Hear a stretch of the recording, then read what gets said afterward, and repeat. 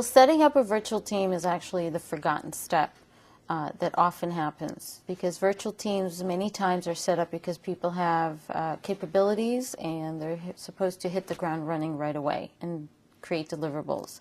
And there's a little piece around getting your team up and started, and that's why I compare it to riding a car. If you go on a road trip, particularly a long drive, you want to figure out, hey, what's my destination? Where am I going? So that's the first thing. That in a virtual environment is around goals, the clarity around our stakeholders, our direction, making sure that team members are aligned with each other. So it's creating that destination, the common purpose, and making sure it's clear and upfront. The second is establishing the rules of the road. So kind of like when you're driving the car, if you break the rules, you get a ticket. If you don't know the rules, it's your responsibility as a driver. So rules of the road is coming up with what are our operating guidelines. What are the ways that we're going to work more effectively together? How do we handle different situations that come up?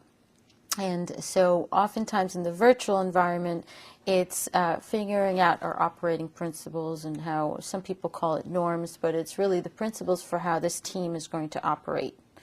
The third piece is creating a team code. And team code is the communication. How do we want to communicate? And oftentimes there's assumptions that happen in the virtual space. I might assume that if I send you an email, I want a response right away.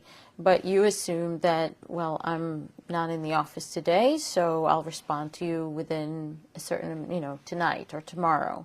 So rather than play the guessing game, clarify it up front. What's our code? In this team, what's the expectation of response time? How do we handle team members who are coming in? How do we handle team members who are leaving? Because in the virtual team space, usually that's a natural occurrence. People come in, people go. And how do we handle what-if situations? What if we're in a conflict? What if we're in a disagreement? What if you're on vacation? What if I'm not available?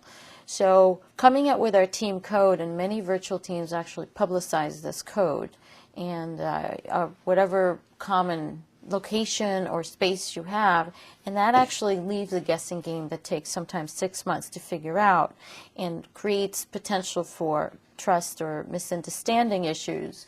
It's spelled out front.